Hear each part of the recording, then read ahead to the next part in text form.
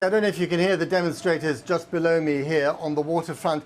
It is difficult to overestimate how much of a big deal this travel ban against the former president and Prime Minister Mahinda Rajapaksa actually is.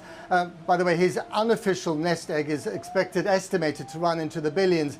And it certainly feels tonight as if this is the beginning of the end of a dynasty. But I warn you, there are some distressing images in my report. There are the burnt-out buses languishing in the ornamental lake.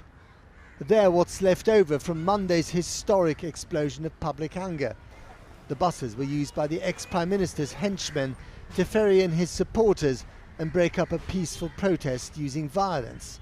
I draw my strength from people like Nelson Mandela, where they lost so much.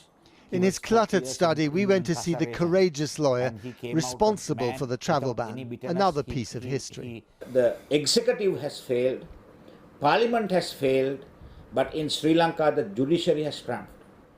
So there is a rule of law here. There is a rule of law. Judiciary seems to be working. Seems to be working. Because now the people are watching. People of this country have very clearly demonstrated that enough is enough. So a travel ban against Rajapaksa is one thing. Yes. Do you think he might be charged as well? Oh, definitely he has to be charged. I insisted that he be arrested and produced before the learned magistrate.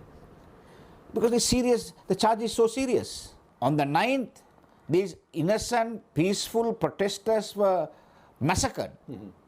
And to date, not one of the perpetrators have been brought to court. And of course, not just here. Look at Russia, look at China, look at Turkey, look at Ethiopia, look at Brazil. In all those countries, autocratic leaders are having a rather tough time at the moment. And the assumption that it is democracy that is besieged, that is on the back foot, is not always correct.